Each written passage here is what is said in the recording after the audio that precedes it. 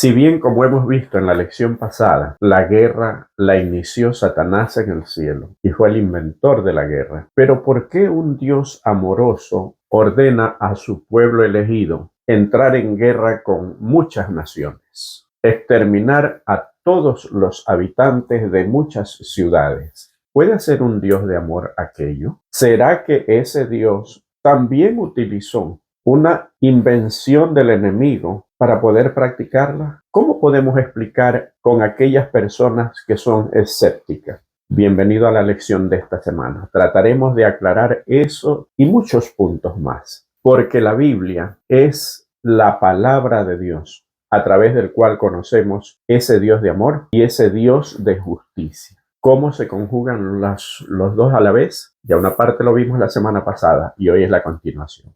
Bienvenido, hermano. Bienvenida, hermana, al repaso de la lección número 5 para el 1 de noviembre, el último trimestre del año. La lección para esta semana se titula Dios pelea por ustedes. Como siempre, al abrir la palabra de Dios hay que hacerlo con oración. Oremos. Amado Señor, te agradecemos porque nos permites escudriñar tu palabra, porque te presentas tal y como eres a través de la inspiración que le diste a tus siervos los profetas. Permite que al abrir tu palabra podamos recibir la misma inspiración que recibieron los que la escribieron. Que nos guíes al conocimiento y que sirva para edificación de nuestras vidas. Bendice a cada hermano y cada hermana que está viendo este repaso. Y también quédate con nosotros en el estudio de la lección. Te lo imploramos en el nombre de Jesús. Amén. Y el texto para memorizar está en el libro de Josué, capítulo 10 y versículo 42. Todos estos reyes y sus tierras los tomó Josué de una vez, porque Jehová, el Dios de Israel, peleaba por Israel. Como siempre,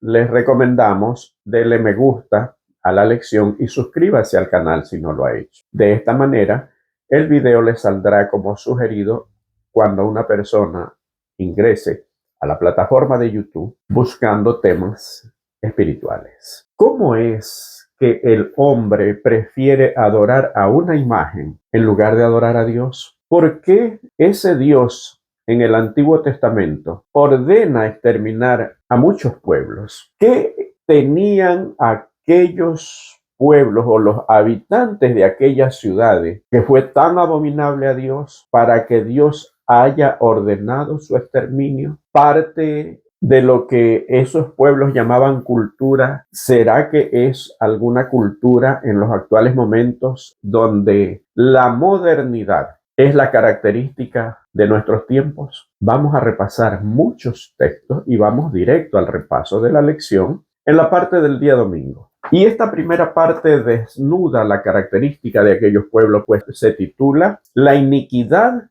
de los cananeos. ¿Por qué el autor habla de la iniquidad de los cananeos? Hay muchos pasajes que yo quisiera leer, pero centrarme en algunos en esta primera parte, porque allí se puede desmenuzar todas las características de estos pueblos, el concepto que Dios tenía de ellos y cómo esas características de estos habitantes pueden estarse viviendo en los actuales momentos, no solamente en la sociedad, sino que podrían estar siendo introducidos dentro de la iglesia. Génesis capítulo 15 y versículo 16. Y en la cuarta generación volverán acá, porque aún no ha llegado a su colmo la maldad del amorreo hasta aquí. Deuteronomio capítulo 18 y versículos desde el 9 hasta el 14. Cuando entres a la tierra que Jehová tu Dios te da, no aprenderás a hacer según las abominaciones de aquellas naciones. No sea hallado en ti quien haga pasar a su hijo o a su hija por el fuego, ni quien practique adivinación, ni agorero, ni sortílego, ni hechicero, ni encantador, ni adivino, ni mago, ni quien consulte a los muertos, porque es abominación para con Jehová cualquiera que hace estas cosas, y por estas abominaciones Jehová tu Dios echa estas naciones de delante de ti. Perfecto serás delante de Jehová tu Dios, porque estas naciones que vas a heredar a agoreros y a adivinos oyen, mas a ti no te ha permitido esto Jehová tu Dios. Y finalmente leeremos Esdras capítulo 9 y versículo 11. que prescribiste por medio de tus siervos los profetas, diciendo: la tierra a la cual entráis para poseerla, tierra inmunda es a causa de la inmundicia de los pueblos de aquellas regiones, por las abominaciones de que le han llenado de uno a otro extremo con su inmundicia. ¿Cuál era la principal característica de los cananeos? La primera característica de ellos era la idolatría. Adoraban a diferentes tipos de dioses. No se puede decir que adoraban a uno solo. ¿Por qué Dios, y esto habíamos visto en la lección anterior, por qué Dios aborrece, si se puede decirlo de alguna forma humana? Porque Dios no sabe aborrecer, pero es una forma de decir. Pero ¿por qué Dios condena tanto la idolatría? Y habíamos visto inclusive por qué los 10 mandamientos empiezan con el mandamiento: no tendrás dioses ajenos delante de mí. Estamos hablando de los mandamientos de la ley de Dios, no en los mandamientos que inventó el hombre. Precisamente era la gran característica de los seres humanos en aquellos tiempos. Yo quiero invitarte a reflexionar en lo siguiente. A veces cuando nosotros leemos sobre la abominación de los pueblos a los cuales Dios le ordena a su pueblo escogido hacerles guerra, se nos viene a nuestra mente pueblos de personas que eran casi salvajes, irracionales. Y obviamente si nosotros nos comparamos con personas así, decimos: oh, qué lejos estamos nosotros de parecernos a ellos. Pero lo que no podemos imaginarnos siquiera es que eran personas comunes y corrientes, igual que nosotros, con convicciones totalmente equivocadas, como existe en los actuales momentos. Personas que habían tenido la oportunidad a través de los patriarcas. Recordemos que Abraham estuvo en Canaán. Muchos patriarcas estuvieron en Canaán, vivieron varios años en Canaán y sembraron la semilla de la verdad. Pero este pueblo cada vez aumentaba más su pecaminosidad. Vamos a hacer una descripción. Y en los actuales momentos también pensemos en lo siguiente: ¿por qué al hombre a través de la historia le ha gustado adorar ídolos en lugar de adorar a Dios? Porque cuando adora a un ídolo, al ser humano le gusta, de paso, dominar, ser dominante. Eso es una característica que la heredó de Satanás. Satanás, habíamos leído en la lección anterior, decía: subiré hasta las alturas de los cielos y pondré mi trono junto al de Dios. Ese deseo de dominar, ese deseo de ordenar, ese deseo de señorío viene de Satanás. Entonces al ser humano le gusta enseñorearse. Y cuando adora a un ídolo, ese ídolo no puede oír, no puede ver, eso dice el libro de Isaías, no puede caminar, no escucha. Por lo tanto, a ese ídolo lo manipula, lo lleva, lo trae y luego se inclina ante él y cree que lo está adorando, pues en realidad no lo está adorando, lo está manipulando. Y a través de la historia, el ser humano ha caído en la idolatría. En Canaán, la idolatría era tal de que llegaron a sacrificar a sus primogénitos ante los ídolos. Y como vimos en la parte primera de esta lección, que consta de 2 partes durante 2 semanas consecutivas, a las personas les encanta fabricarse los ídolos, porque de esa manera están, según ellos, creyendo en un Dios, no como el Dios verdadero, no como es el verdadero y real y omnipotente Dios, omnipresente. De esa manera están adorando a un Dios como a ellos les gustaría que fuera Dios. Y hay gente que no adora ídolos, pero sin embargo tiene una concepción de Dios. Por eso les invito a que vean una playlist que se llama La Teología de la Concupiscencia. Se explica muy claramente por qué muchos enseñan cosas, como dijo el apóstol Pablo a Timoteo, según su propia concupiscencia. La razón por la cual la gente adora ídolos es porque les gusta dominar, primero. En segundo lugar, porque les gusta forjarse dioses con las características que ellos creen que debería tener Dios. Pero Dios es único, Dios es inmutable. Dios no cambia. Por lo tanto, someterse a ese Dios para muchas personas es difícil. Ahora, estos pueblos de Canaán, volvamos a las características, no solamente sacrificaban a sus hijos a los dioses, y como habíamos visto en la semana anterior, esos dioses eran instigados o representación de Satanás. no porque ellos hayan hecho una representación de Satanás, sino porque la Biblia dice que detrás de cada ídolo, no importa a quién represente, inclusive tú puedes decir, es que a través de este ídolo yo estoy representando a Jesús, estoy representando a Dios. No, cualquier ídolo que tú hagas, cualquier escultura que tú hagas, dice la Biblia que representa a Satanás, no a Dios, porque Dios ordenó, no te harás imagen ni ninguna semejanza, no te inclinarás ante ellos ni las honrarás, ni siquiera de Dios, del Dios verdadero, obviamente. En primer lugar, llegaban a sacrificar a sus propios ídolos y la arqueología ha ratificado esto. Y en segundo lugar, tenían la concepción de que para la fertilidad era necesario tener ritos practicados por prostitutas sagradas y por supuestos sacerdotes sagrados que lo único que hacían era practicar orgías. Y a todo eso le llamaban sagrado. En los actuales momentos no estamos viviendo en tiempos donde a lo malo se le llama bueno y a lo bueno malo. Pero si tomamos como referencia los textos que hemos leído y que cita la lección en su primera parte, habla de algo muy peligroso que está entrando muchas veces en la iglesia, y es el espiritismo. No sea hallado quien haga pasar tu hijo por el fuego, quien consulte a los muertos, ni a magos, ni a adivinos, ni a agoreros, etcétera, etcétera. En los actuales momentos se le ha dado nombres modernos, científicos a todas estas abominaciones. Se llama parapsicología, espiritismo, y muchos predican el espiritismo hasta amparándose en supuestos versículos bíblicos. Y digo supuesto porque la Biblia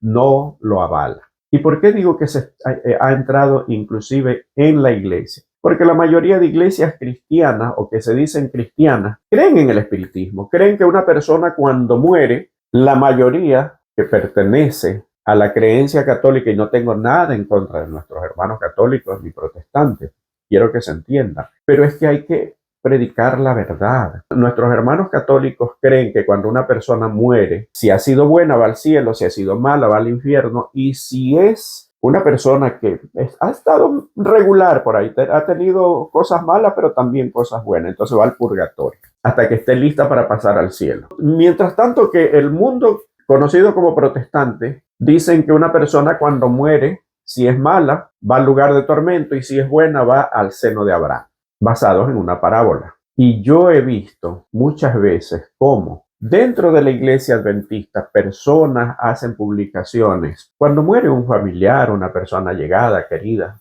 tengo un ángel que me cuida desde el cielo. La Biblia dice que el muerto nada sabe. Pero ¿por qué es tan presente esta parte? Yo quiero leer dos pasajes de Apocalipsis, que es una profecía. Y con esto, pues, yo quiero invitarlos para que ustedes escudriñen el libro de Apocalipsis, lean las profecías. Porque tal como en los tiempos de Josué, habían naciones paganas a las cuales Dios abominaba por sus prácticas religiosas en contra de Dios. En los actuales momentos también las hay. Y así como en los actuales momentos dicen servir a Dios, en esos tiempos también. Por eso empecé diciendo, nosotros creemos que eran monstruos. Pues no, eran personas comunes y corrientes que tenían una religión y de su religión habían hecho una cultura. ¿No te suena de que a veces y en los actuales momentos se ha hecho muy común la palabra la cultura dentro de la iglesia? Es que tenemos que respetar la cultura. Dios no es un Dios cultural. Por la cultura que se hizo en ese entonces, por la cultura del pecado, Dios consideró abominable a aquellas naciones. Voy a leer los dos pasajes, Apocalipsis capítulo 16 y versículo 13 y 14 y Apocalipsis 17, 1 y 2. Vi salir de la boca del dragón, de la boca de la bestia y de la boca del falso profeta 3 espíritus inmundos a manera de rana, pues son espíritus de demonios que hacen señales y van a los reyes de la tierra en todo el mundo para reunirlos a la batalla de aquel gran día del Dios Todopoderoso. Y 17, 1 y 2 dice: Vino entonces uno de los 7 ángeles que tenían las 7 copas y habló conmigo diciéndome: ven acá y te mostraré la sentencia contra la gran ramera, la que está sentada sobre muchas aguas, con la cual han fornicado los reyes de la tierra, y los moradores de la tierra se han embriagado con el vino de su fornicación. Aquí está hablando de dos temas importantes. Tres espíritus inmundos que salen a manera de rana de el dragón, del falso profeta y de la bestia. Todos sabemos que esta alianza del dragón, sabemos que el dragón es Satanás. Pero ¿cuál es la bestia y el falso profeta? Los dos grupos religiosos más grandes, que es el protestantismo y el catolicismo, se unen ¿para qué? Para hacer milagro. ¿De qué manera? A través del espiritismo. Y la condenación de la gran ramera, ¿por qué? Porque han fornicado.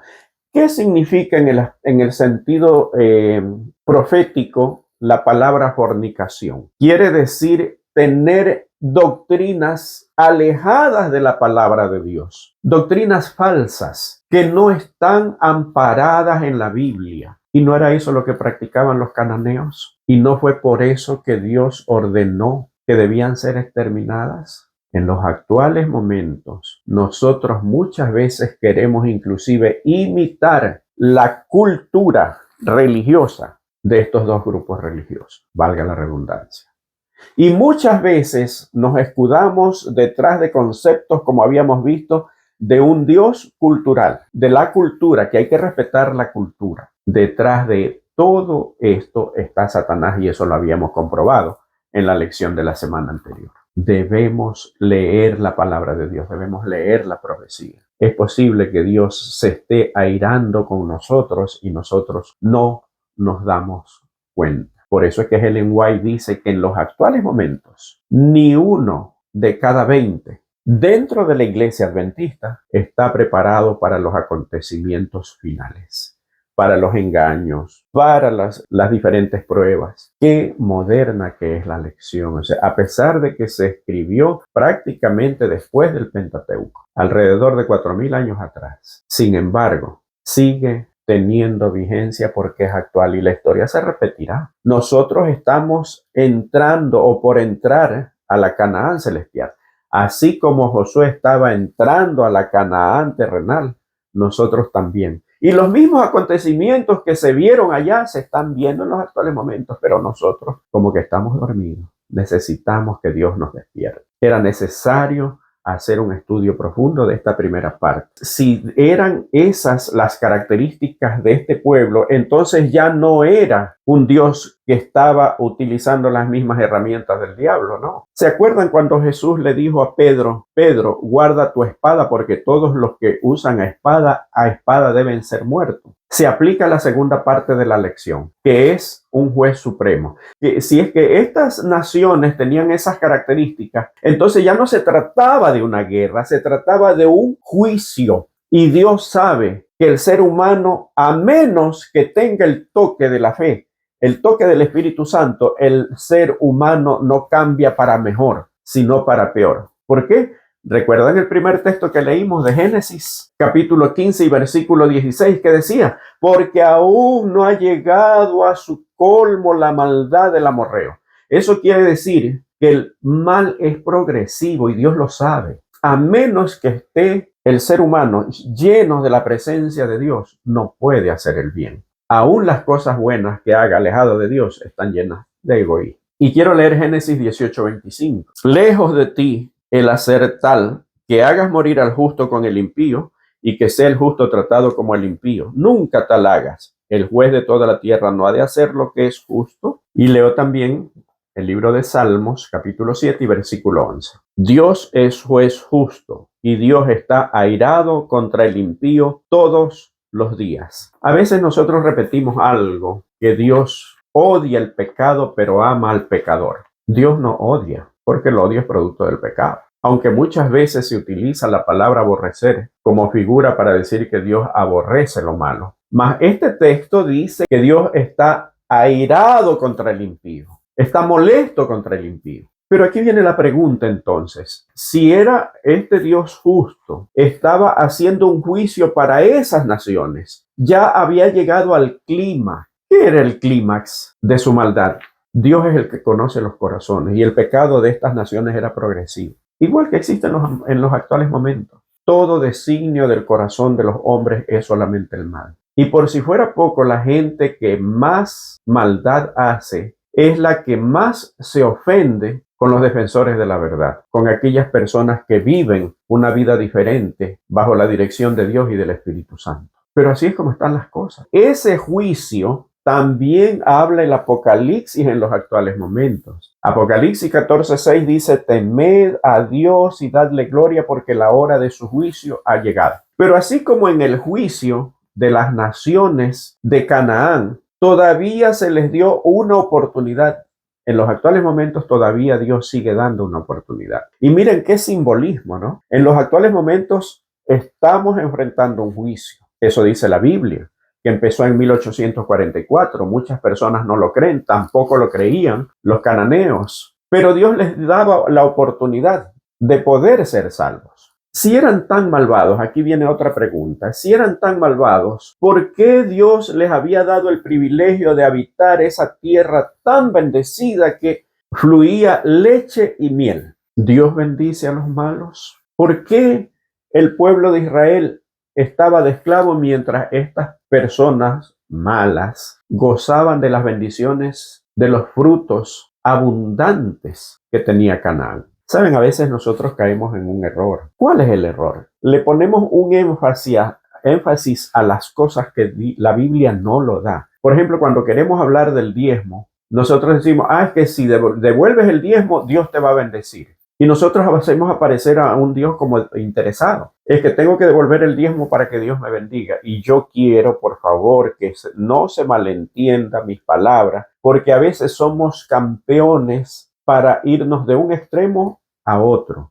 Por eso hay conflictos dentro de la iglesia, porque mientras uno se va al extremo de la liviandad y decir, no es necesario, no hay que hacer esto, no hay que guardarlo de aquí, con la gracia suficiente, el otro se va al otro extremo de querer hacer las cosas prácticamente para ganar el favor de Dios. Y en esta pelea, pues, siempre hay enfrentamiento en grupos en la iglesia. Debemos recibir y predicar el mensaje como lo menciona la Biblia. La Biblia dice que bendecía a estas naciones aun cuando eran paganos. No eran creyentes. Si no eran creyentes, obviamente no iban a diezmar. ¿Eso quiere decir que no debo diezmar? No. Pero precisamente por eso, porque eran egoístas y porque no supieron valorar la bendición de Dios, tuvo que ejecutar su juicio. Dios bendice a todas las personas, porque la Biblia dice que hace salir el sol sobre justos y pecadores. Pero Dios se complace con aquellos que guardan su palabra, sus mandamientos. Las bendiciones son cortadas y se convierten en juicio para la persona que se aleja de Dios, que está lejos de Dios y que no quiere aceptar su llamado. Entonces es diferente. Dios bendijo tanto a estas naciones que en el día final, cuando Jesús venga y dé el pago, ellos mismos dirán, justos son tus juicios. ¿Qué más pudo haber hecho Dios por ellos? Cuidado cuando digamos, no, es que tienes que devolver el diezmo para que Dios te bendiga. No, Dios te bendice siempre. Pero debes devolver el diezmo en agradecimiento a esas bendiciones que Dios te ha dado, no para que Dios te bendiga. Aunque pareciera que a veces dijera la Biblia, sí, pues no es así. Dios es un Dios de amor. El ofrendar es producto de la transformación del hombre. El diezmar es producto de que hemos sido transformados. ¿O acaso Zaqueo dio el diezmo antes, cuando todavía estaba robándole a la gente, a sus propios conciudadanos? No, fue cuando tuvo el encuentro con Jesús. Sí nos damos cuenta. Entonces, en lugar de presentar el diezmo como una exigencia, presentemos a Jesús. Que un corazón transformado es imposible que sigas siendo egoísta y avaro. Es imposible. Se puede dar sin amar, pero no se puede amar y no dar. Estos no eran una guerra o la guerra santa. Ahora, dentro de esta guerra tenía sus características también y tenía sus limitaciones. Y eso nos lleva a la siguiente parte, que es despojar o aniquilar. Y yo quiero leer el capítulo 23 de Éxodo, versículos del 28 al 30.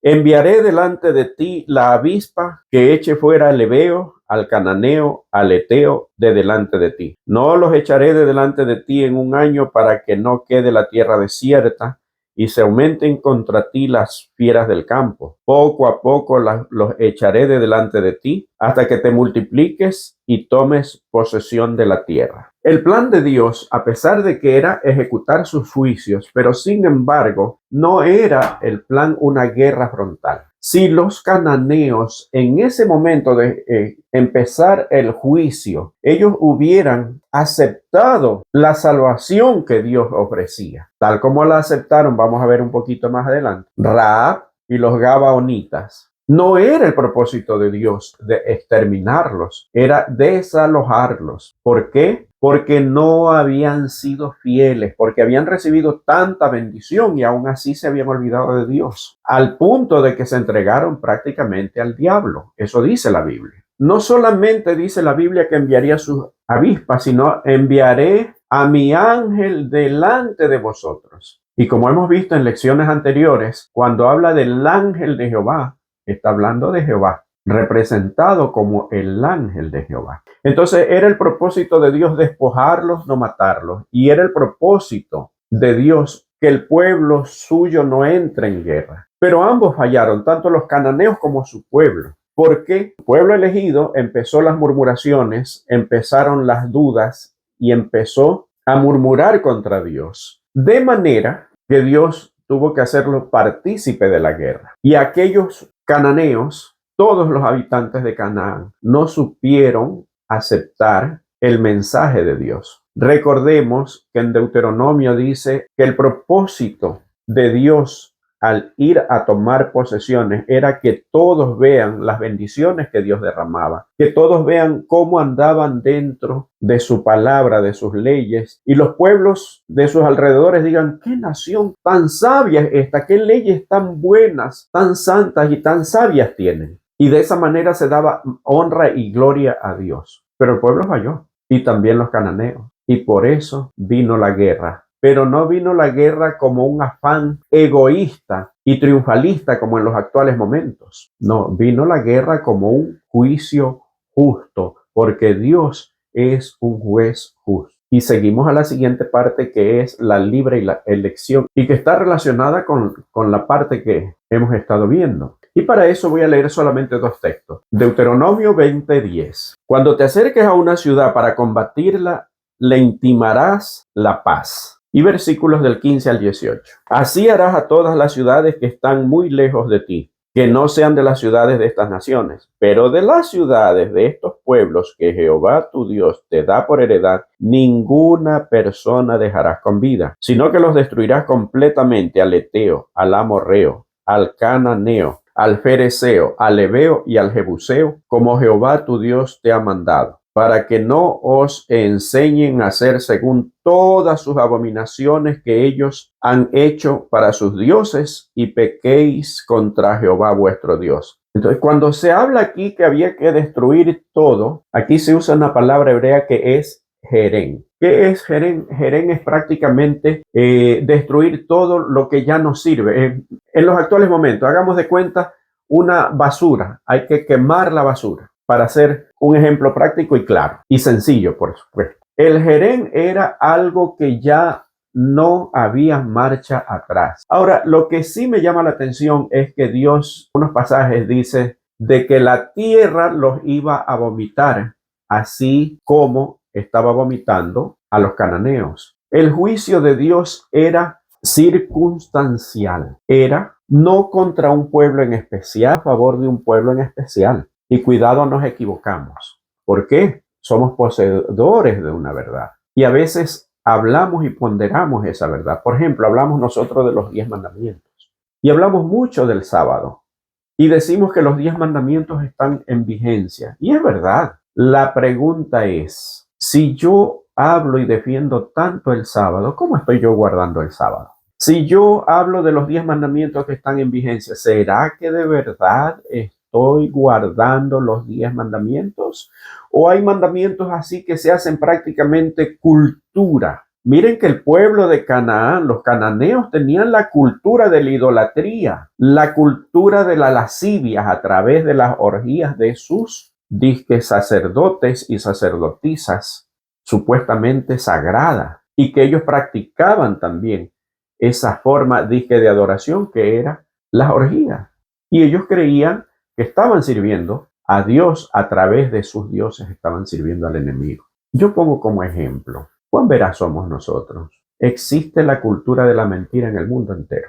Lo primero que hacemos es dar una excusa, y una excusa es una mentira. Pero nosotros hablamos de que los 10 mandamientos están en vigencia. Nos hemos detenido a meditar acerca de cómo está mi vida con esos 10 mandamientos. O también practicamos como los cananeos la cultura del pecado. Uno de los mandamientos dice: no levantarás contra tu prójimo falsos testimonios.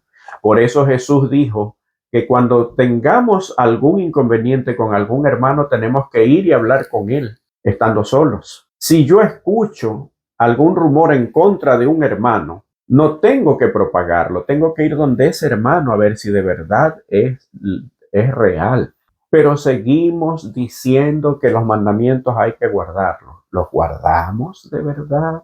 Y no estoy diciendo que no hay que guardarlos. Lo que estoy diciendo es que tenemos que vivir en consecuencia con lo que predicamos, que tenemos que practicar lo que predicamos. ¿Por qué? Porque eso es parte de la libre elección. Rahab la ramera eligió salvarse. Aún en medio de la ejecución de los juicios de Dios, ella hizo una elección. Nosotros tenemos que hacer la nuestra también. Por eso es que Ellen White dice que debemos hacer en nuestras vidas una obra de reforma. ¿Y qué es una obra de reforma? Ir donde Dios: Señor, quiero que me muestres en qué te estoy ofendiendo, en qué estoy fallando. Y en eso que estoy fallando, pedir la dirección del Espíritu Santo para nosotros pedirle que nos transforme y hacer una obra de reforma en nuestra conducta y en nuestros hábitos. Los cananeos tuvieron una verdad que rechazaron. Nosotros tenemos una verdad que predicamos, pero debemos vivir consecuentes con esas verdades. Ser diferentes aún en los actuales momentos que existe la cultura de la mentira. ¿A qué hora viene? Ya estoy saliendo, cuando todavía ni me levanto. Es una mentirita blanca. Le ponemos color, ¿verdad? Y creemos que poniéndole color ya se ve bonita. Es abominación a Jehová. Y no existe la mentirita ni pequeña ni blanca. Y vamos a la última parte, el príncipe de paz. ¿Cómo es posible que el autor de la lección nos ponga una lección de paz cuando está hablando de guerra? Pues en la penúltima parte habíamos leído el texto donde dice de que cuando sitias una ciudad, le iba a obligar o a proponer la paz. El propósito de Dios es que su pueblo viva en paz. Es más, las conquistas tenían que darse de la siguiente manera. Aun cuando el pueblo murmuraba y aun cuando Dios tuvo que cambiar su plan por amor a ese pueblo, el plan de Dios era que terminaran o exterminaran con aquellas naciones para que no los pudieran contaminar. Y no había más guerra y vivían en paz y servían a ese Dios y guardaban sus mandamientos. Entonces las naciones más lejanas vendrían y dirían: ¿qué pueblo tan sabio es este? ¿Qué pueblo tan bendecido? ¿Cuál es su secreto? Que tenemos un Dios y tenemos leyes justas. Ese era el plan de Dios. Pero fracasaron porque empezaron también a adorar sus ídolos. Y ese pueblo guerrero que se convirtió en el ejecutor de los juicios de Dios, también tuvo que recibir sus juicios de parte de aquellos habitantes. Por lo tanto, pertenecer al pueblo de Dios no nos hace inmunes. Por eso debemos tener una vida de consagración diaria y necesitar a ese príncipe de paz del que habla Isaías capítulo 9 y versículo 6, y que voy a leer. Porque un niño nos es nacido, hijo nos es dado, y el principado sobre su hombro, y se llamará su nombre admirable, consejero, Dios fuerte, Padre eterno, príncipe de paz. Y quiero que ustedes lean el texto de Segunda de Reyes, capítulo 6 y versículos del 16 al 23. Habíamos leído una parte de Segunda de Reyes, ¿se acuerdan? Cuando Eliseo pide a Dios de que le abra los ojos a sus siervos y pueda ver cómo estaba protegido Eliseo con carros de fuego que luchaban por él, o que estaban dispuestos a luchar. Pues hay un acontecimiento posterior donde vienen los sirios a atacar. Dios obra el milagro. Así como este milagro era que quería actuar Dios en la toma de Canaán. Dios los ciega y Eliseo los toma de la mano. ¿Y saben a dónde lo lleva? Él les dice, ustedes están ciegos, pero yo los voy a guiar. Los voy a guiar hasta su tierra. Esto no es una mentira, ya que estamos hablando de la mentira. Y los guía hasta Samaria. Obviamente, era parte del pueblo de Israel. Cuando estuvieron allí, el rey de Israel les dice, ahora los voy a matar. Y Eliseo les dice, no, no los maten, denles de comer. Y les hacen un gran banquete a estos guerreros, enemigos. Y en ese momento abren sus ojos, se dan cuenta dónde estaban, cómo habían sido alimentados y cómo le perdonaron la vida, haciendo un simbolismo de ese príncipe de paz. Ese era el plan de Dios. Dios no es que haya caído en la trampa de Satanás haciendo guerra, sino que Dios en su justicia le da a la gente aquello que ellos dan. Por eso le dijo a Pedro, no uses tu espada. Todos los que la usan a espada deben ser muertos. Aquellos pueblos cananeos eran guerreros, eran implacables y tenían que pagar siendo exterminados a través de las guerras. Pero esa guerra no era una guerra cualquiera, era la ejecución de los juicios de Dios. Nosotros estamos también viviendo en tiempos de juicio. Pero la noticia más grande es que nosotros pertenecemos al pueblo del príncipe de paz, que dice Isaías. Pertenecemos a ese pueblo, que si bien es cierto que está enfrentando una guerra espiritual no solamente con el enemigo, sino con sus emisarios, que nos atacan por todos lados, por nuestras doctrinas, por nuestras creencias, por todo nos atacan. Nosotros debemos ser como Eliseo, darles de comer.